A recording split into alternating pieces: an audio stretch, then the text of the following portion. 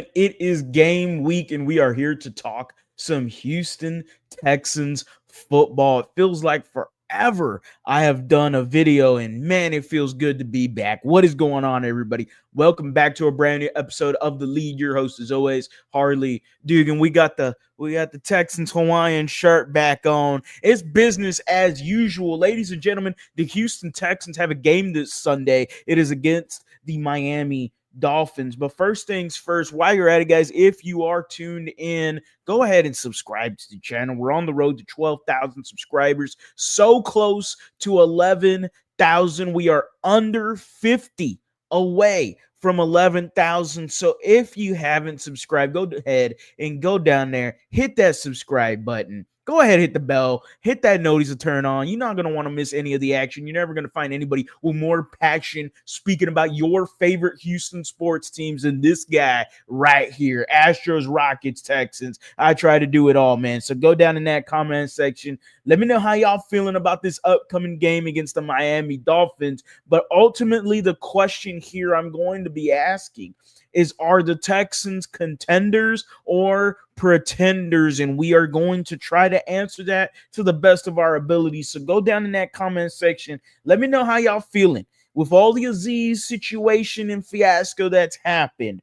Are the Houston Texans able to actually contend and actually make some noise in the playoffs? Because it does feel like the temperature check around the fans here in Houston, it feels like they're not totally bought in just yet.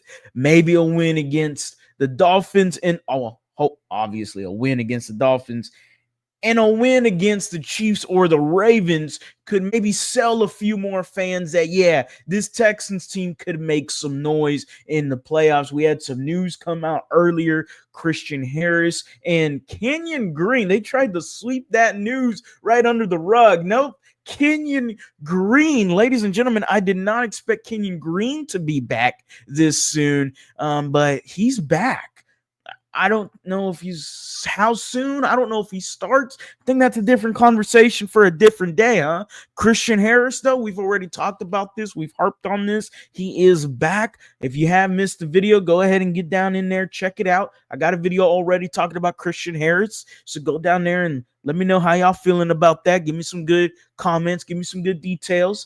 The Texans, though, are facing the Miami Dolphins, and it just feels like forever coming off this bye week that we've seen a Texans football game, and I am willing to devote my emotional status into a Texans Sunday football game. I can't wait to play the Dolphins. I can't wait to see this team. I want to see how they reacted to the Aziz Al-Shaair news, because from what we heard from D'Amico Ryans, what we heard from Nick Caserio, it just sounded like it's a battle cry for this Texans team to rally the troops, get it going, circle the wagons, and hopefully this reset from the bye week has mentally prepared them for what is going to be the hardest stretch of games this year for the Texans. It's starting Sunday against the Dolphins, and then obviously you have the Chiefs and then the Ravens, but you got to get through the Dolphins first. They're playing some good ball with Tua Tagovailoa. They're 6-7, and they are still not out of the playoff race. The Houston Texans, if they want to continue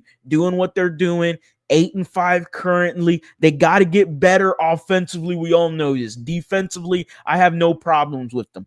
Offensively is where we know we have the problems. What happens? What did they tinker? You had a bye week. You've had 2 weeks to get prepared for the Miami Dolphins and, in conjunction, everyone else. But it's obviously first game at a time, one game at a time, The Miami Dolphins are up next. The Houston Texans, we got to figure out if they're contenders or pretenders, and we are going to figure that out with this 3-game stretch. The Houston Texans, in my opinion, have to beat the Miami Dolphins. This is this is a must win, all right? But then the next 2, you got to win one of those 2. You got to win one of those 2, and you got to be competitive in all of them. All of them. There's no lollygagging around like We got to play a full game. We got to get it going. The Houston Texans know the task at hand. Again, 8-5. You don't want to look at your rear view mirror right now. The Colts are still there in the rear view mirror. They had a somewhat of a good win, I guess, against the lowly New England Patriots. But regardless, a win is a win. The Houston Texans got to take care of business. I believe they are going to show themselves as contenders. I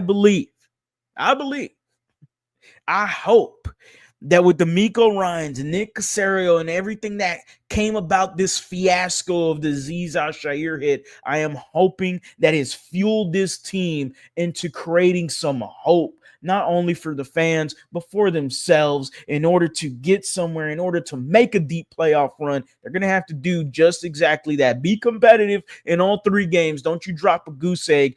Beat 2 out of the 3 teams. And then let me tell you right now, you will have fans back with the Houston Texans. Right now, the temp is not so good. And this isn't me. This is other fans. And I understand it. There's been some losses where you go, man, what the hell just happened? Tennessee Titans, what the hell just happened? All right, so the Texans know they got to fix themselves. They've had a bye week to set themselves straight, and I'm excited to see that this Houston Texans team can come out of the bye week and look like legitimate contenders. As always, guys, go Astros, go Rockets, go Texans. You have a blessed day.